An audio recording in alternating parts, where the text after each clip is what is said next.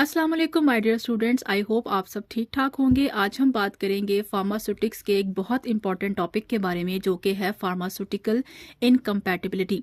Pharmaceutical incompatibility का topic जो है वो पेपर में 1 से 2 दफ़ा रिपीट हो चुका है और ये एग्जामिनेशन पॉइंट ऑफ व्यू से बहुत इंपॉर्टेंट है। इस टॉपिक की जो नोट्स हैं वो आपको डिस्क्रिप्शन में मिल जाएंगे। आप जैसे ही डिस्क्रिप्शन ओपन करेंगे वहाँ पर आपको लिंक होगा, वहाँ से आप इसको डाउनलोड कर सकते हैं। वो बच्चे जिनको ये समझ नहीं आता कि डिस्क्रिप्शन क्या है, तो बेटे आप जैसे ही वीडियो को ऑन करेंगे तो नीचे वीडियो का टाइटल चल रहा होगा, उस टाइटल के नीचे आपको वीडियो के व्यूज़ लिखे हुए नज़र आ रहे होंगे। जब आप उस व्यूज़ वाली लाइन पे क्लिक करेंगे तो वहाँ पे आपको एक बॉक्स ओपन हो जाएगा, उसको हम डिस्क्रिप्शन कहते हैं। वहाँ पे आप मोर के ऑप्शन पे क्लिक करेंगे तो वहाँ से आपको ये लिंक जो है वो मिल जाएगा। स्टार्ट करते हैं टॉपिक को। लफ्ज़ है इनकम्पैटिबिलिटी।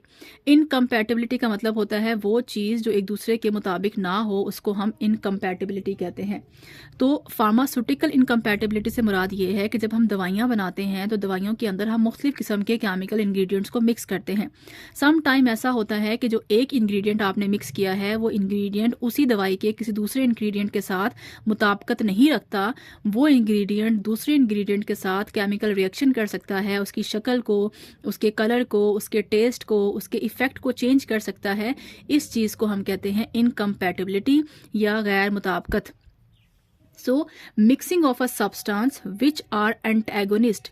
एंट का मतलब होता है अपोजिट, एगोनिस्ट मीन काम करने वाला। ऐसा केमिकल जो कि अपोजिट काम करता है, उल्टा काम करता है, उसको हम एंटागोनिस्ट कहते हैं। यानी कि अगर एक काम हो रहा है और आप उस काम की मुखालफत करते हैं तो उसको आप कहलाएंगे एंटागोनिस्ट। यानी कि अगर कोई एक एक्टिविटी हो रही है और आप उस एक्टिविटी की मुखालफत कर रहे हैं तो आप क्या हैं, एंटागोनिस्ट हैं। और अगर आप उस एक्टिविटी को प्रमोट कर रहे हैं, उस एक्टिविटी के साथ मिलकर काम कर रहे हैं, तो आप कहलाएंगे agonist. Mixing of a substance which are antagonist in nature. जब हम ऐसे सब्सटेंस को मिक्स करते हैं जो कि एक दूसरे के मुखालिफ होते हैं, किस में, फितरत में। एंड प्रोड्यूस, और जब आप दो आपस में मैच होने वाले केमिकल्स को एक साथ मिक्स करते हैं तो वो एक प्रोड्यूस करते हैं अनडिज़ायरेबल प्रोडक्ट। तो उनको मिक्स करने से एक ऐसा प्रोडक्ट बनता है जिसकी आपकी डोज को ज़रूरत नहीं होती व्हेन मिक्स टुगेदर। तो जब हम इनको मिक्स करेंगे तो उससे हमारे पास एक ऐसा प्रोडक्ट बनेगा जिसकी हमें कतन ज़रूरत नहीं है। इस तरह के प्रोडक्ट को हम कहेंगे कि ये जो प्रोडक्ट है वो फार्मास्यूटिकली इनकम्पैटिबल है, यानी कि ये प्रोडक्ट जो है वो सर्वाइव नहीं कर सकता, ये प्रोडक्ट ख़राब है, क्योंकि इसके अंदर जो हमने ड्रग्स यूज़ की हैं वो दोनों क्या कर रही हैं, एक दूसरे की खिलाफ वर्जी कर रही हैं। उसके बाद it is harmful for the body. So अगर किसी भी प्रोडक्ट के अंदर ऐसी केमिकल या ऐसी ड्रग्स मौजूद हों जो एक दूसरे की खिलाफ वर्जी करती हों तो वो क्या कहेगा, हमारी बॉडी के लिए हार्मफुल साबित होगा। उसके बाद हम बात करते हैं टाइप्स ऑफ इनकम्पैटिबिलिटी की। आपसे पूरा क्वेश्चन भी आ सकता है कि right a note on pharmaceutical incompatibility, या किसी एक टाइप के ऊपर भी आपसे नोट्स पूछा जा सकता है।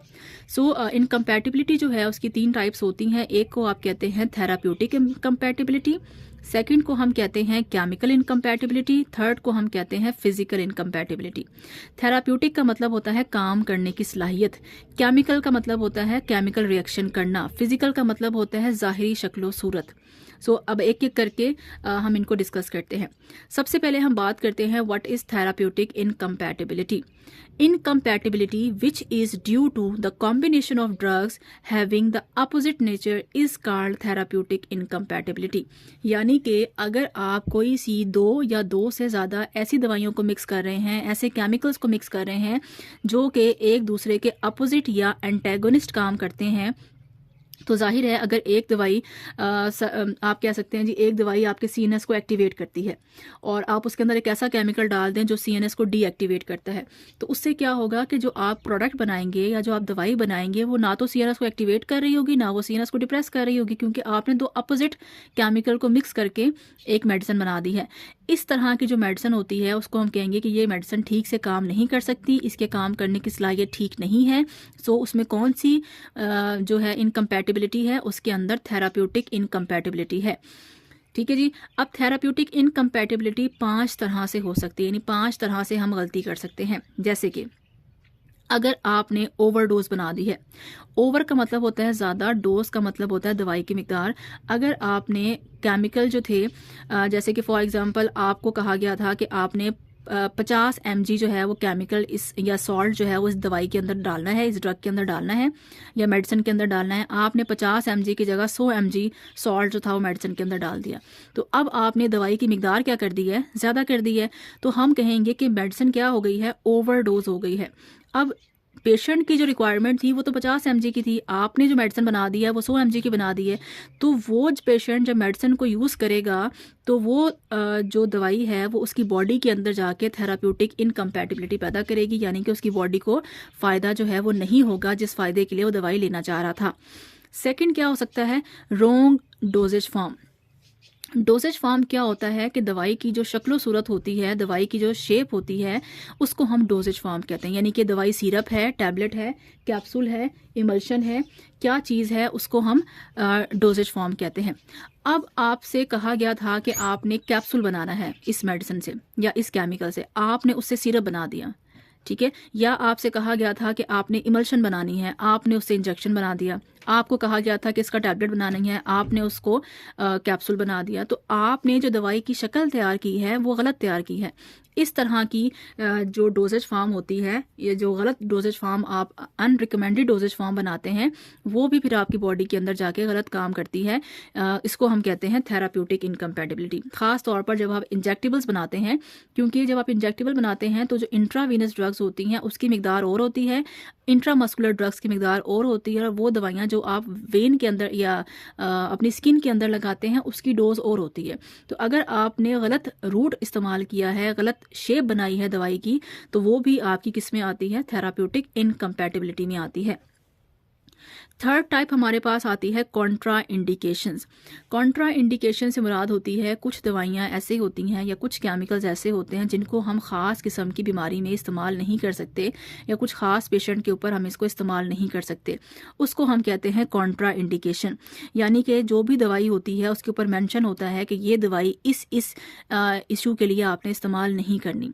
तो अगर आपने उस दवाई को उन मकासद के लिए इस्तेमाल कर लिया है जो कि उसके ऊपर मेंशन हुआ था कि आपने इस्तेमाल नहीं करनी, तो उसको क्या कहते हैं, कॉन्ट्रा इंडिकेशन। इंडिकेशन का मतलब होता है इस्तेमाल, कॉन्ट्रा का मतलब होता है खिलाफ। इस्तेमालात के खिलाफ जो चीज़ होती है उसको कॉन्ट्रा इंडिकेशन कहते हैं।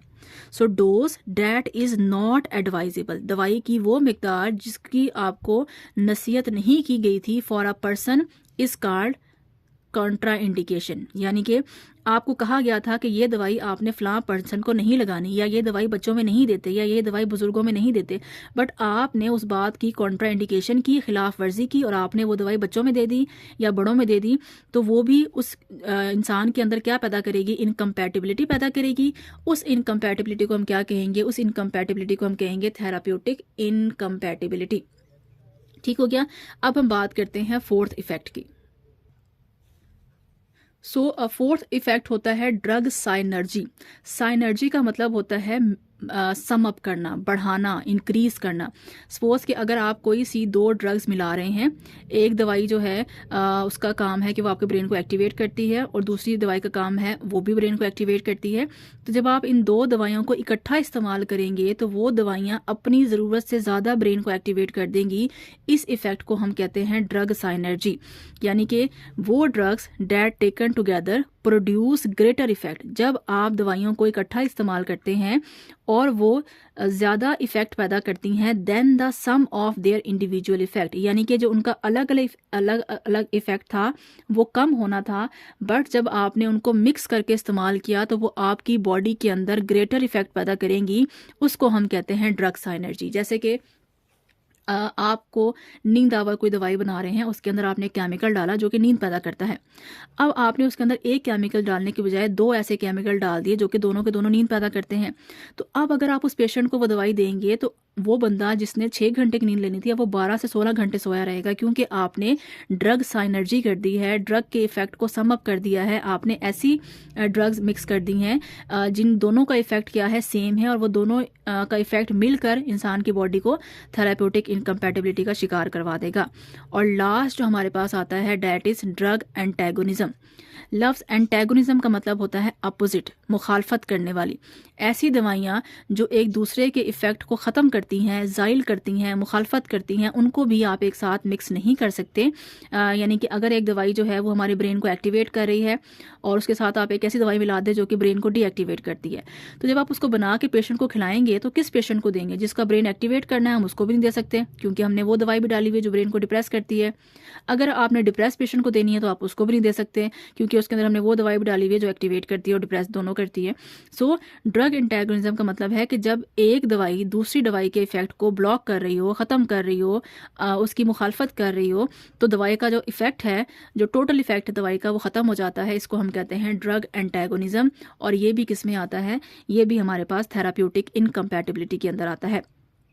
When one drug block the effect of other drug is called drug antagonism। तो बेसिकली अगर आप थेराप्यूटिक इनकम्पैटिबिलिटी लिखेंगे तो थेराप्यूटिक इनकम्पैटिबिलिटी में आपने वो वाली गैर मुताबिकत चीज़ें रखनी है जो कि जब इस्तेमाल की जाएँ, जब इनको बनाया जाए तो ये बॉडी के अंदर कोई फ़ायदे का बायस ना साबित हों। जैसे कि अगर आपने दवाई की डोज ज़्यादा कर दी तो वो भी आपको फ़ायदा नहीं देगी, अगर आपने दवाई की शक्ल चेंज कर दी तो वो भी आपको फ़ायदा नहीं देगी, अगर आपने दवाई बगैर एडवाइस के इस्तेमाल करवा दी जिसको आप कॉन्ट्रा इंडिकेशन कहते हैं, तो वो भी आपको फ़ायदा नहीं देगी। अगर आपने ड्रग का साइनर्जिस्टिक इफेक्ट पैदा कर दिया है, दो ऐसी दवाइयाँ दे दी हैं जो एक साथ काम करती हैं, एक दूसरे के इफेक्ट को बढ़ाती हैं, तो उनका इफेक्ट इतना बढ़ जाएगा कि वो बॉडी को नुकसान पहुंचाएंगी। या आपने दो ऐसी दवाइयाँ मिक्स कर दी हैं जो एक दूसरे के इफेक्ट को टोटली मुखालफत करती हैं, ब्लॉक करती हैं, तो वो भी आपकी बॉडी के अंदर ठीक से काम नहीं कर सकती। नेक्स्ट जो आपके पास इनकम्पैटिबिलिटी आती है उसको हम कहते हैं केमिकल इनकम्पैटिबिलिटी। केमिकल इनकम्पैटिबिलिटी में बेसिकली केमिकल रिएक्शंस की बात करते हैं कि when chemical reaction take place between the ingredient and an undesirable compound is formed, it is called chemical incompatibility. यानी कि एक ऐसी इनकम्पैटिबिलिटी जिसमें आप ऐसी गैर मुताबिकत जिसमें आप ऐसे केमिकल्स को आपस में मिक्स कर दें कि वो केमिकल्स आपस में एक दूसरे के साथ रिएक्ट करके जो आपकी प्रोडक्ट है उसको ख़राब कर दें, उसको अनडिजायरेबल कंपाउंड के अंदर कन्वर्ट कर दें, एक ऐसे कंपाउंड के अंदर कन्वर्ट कर दें जिसकी आपकी बॉडी को कतन ज़रूरत नहीं है, आपकी बॉडी को डिज़ायर नहीं है, उसको आप क्या कहते हैं? Chemical incompatibility. जब भी हम किसी भी दवाई को बनाते हैं तो उसके अंदर हम वो तमाम केमिकल्स डालते हैं जो एक दूसरे के साथ रिएक्ट ना करते हो, ताकि हर केमिकल अपना इफेक्ट मेंटेन रखे। जब केमिकल्स एक दूसरे के साथ रिएक्ट करना शुरू कर जाते हैं तो ऑब्वियसली वो आपकी दवाई को डैमेज कर देते हैं। सो मेडिसिन बनाते हुए हमें इस चीज़ को मेक श्योर करना होता है कि केमिकल्स इनर्ट होने चाहिए, यानी कि केमिकल्स आपस में रिएक्शन ना करते हों, और अगर वो रिएक्शन कर गए और एक अनडिजायरेबल कंपाउंड बन गया तो उसको हम क्या कहेंगे? उसको हम केमिकल इनकम्पैटिबिलिटी कहते हैं। केमिकल इनकम्पैटिबिलिटी आपके पास दो टाइप की होती है, एक होती है टॉलरेटेड केमिकल इनकम्पैटिबिलिटी, एक होती है adjusted chemical incompatibility. Tolerated chemical incompatibility ये है कि अगर आपने कोई से दो ऐसे केमिकल्स को मिक्स कर दिया जो कि एक दूसरे के साथ केमिकल रिएक्शन कर गए, लेकिन जो रिएक्शन हुआ उसको बर्दाश्त किया जा सकता है, उसको ठीक किया जा सकता है, इसको आप कहते हैं टॉलरेटेड केमिकल इनकम्पैटिबिलिटी। यानी कि आप उसको कैसे ठीक कर सकते हैं? फॉर एग्जांपल आपने दो केमिकल्स मिक्स कर दिए जिसकी वजह से वो केमिकल्स आपस में रिएक्शन करना शुरू कर गए, तो अगर आप उसके अंदर वाटर डाल देंगे या कोई ऐसा लिक्विड डाल देंगे जो उन केमिकल को डाइल्यूट कर देगा, पतला कर देगा, तो वो केमिकल रिएक्शन भी उनका क्या हो जाएगा? हल्का हो जाएगा, स्लो हो जाएगा, और वो दवाई हमारे किसी ना किसी काम में इस्तेमाल हो जाएगी। इसको हम कहते हैं टॉलरेटेड केमिकल इनकम्पैटिबिलिटी। ऐसी इनकम्पैटिबिलिटी जिसको हम ठीक कर सकते हैं, किसी हद तक हम उसको नॉर्मल कर सकते हैं, केमिकल रिएक्शन को रोक सकते हैं, उसको हम टॉलरेटेड केमिकल इनकम्पैटिबिलिटी कहते हैं। So if a chemical change occur in a product, अगर किसी भी प्रोडक्ट के अंदर एक केमिकल चेंज आ रहा है and it can be adjusted, और आप इसको एडजस्ट कर सकते हैं कैसे? By diluting the product. Dilute कैसे करते हैं? किसी भी चीज़ के अंदर वाटर ऐड कर दें या लिक्विड ऐड कर दें तो उससे वो चीज़ पतली हो जाती है और केमिकल रिएक्शन रुक जाता है। इसको हम कहते हैं टॉलरेटेड केमिकल इनकम्पैटिबिलिटी। इसके अपोजिट होता है एडजस्टेड केमिकल इनकम्पैटिबिलिटी। अगर आपने दो ऐसे केमिकल्स मिक्स कर दिए हैं जो कि आपस में केमिकल रिएक्शन कर रहे हैं, लेकिन वो केमिकल रिएक्शन इतना स्ट्रॉन्ग है कि उसको डाइल्यूट करने से हम उसको नहीं रोक सकते, तो फिर हमें क्या करना पड़ता है? हमें ड्रग के अंदर मौजूद जो एक्टिव फार्मास्यूटिकल इंग्रेडिएंट होता है या जो सॉल्ट होता है उसको रिप्लेस करना पड़ता है। हमें उसकी जगह कोई नया उसी तरह के इफेक्ट वाला कोई केमिकल डालना पड़ता है जिसके साथ दूसरा केमिकल केमिकल रिएक्ट करने की सलाहियत ना रखता हो। तो इस तरह की इनकम्पैटिबिलिटी को हम कहते हैं एडजस्टेड केमिकल इनकम्पैटिबिलिटी, यानी कि आपने दो ऐसे केमिकल्स आपस में मिक्स कर दिए हैं जो कि एक दूसरे के साथ बहुत ज़्यादा सीवियर रिएक्शन कर रहे हैं। अब अगर आप उसके अंदर पानी भी डालेंगे या आप उसके अंदर कोई लिक्विड भी डालेंगे तो वो रिएक्शन नहीं रुक सकता। तो आपको क्या करना पड़ेगा, उन दो केमिकल्स में से किसी एक केमिकल को रिप्लेस करना पड़ेगा या उसकी जगह आपको कोई और केमिकल डालना पड़ेगा जो कि पहले केमिकल के साथ रिएक्ट करने की सलाहियत ना रखता हो। तो उसके लिए आपको एफर्ट थोड़ी ज़्यादा करनी पड़ेगी, आपको उसको एडजस्ट करना पड़ेगा, उसमें टाइम लगेगा और वो थोड़ा सा सीवियर मसला है। इस तरह की इनकम्पैटिबिलिटी को हम एडजस्टेड केमिकल इनकम्पैटिबिलिटी कहते हैं। So if a chemical change occur in a product, मैंने सेम वर्डिंग यूज़ की है ताकि आपको लिखने में आसानी हो। अगर एक केमिकल चेंज हो रहा है प्रोडक्ट के अंदर and it can only be prevented, और आप इसको सिर्फ उस कंडीशन पे रोक सकते हैं जब आप चेंज कर दें ड्रग को।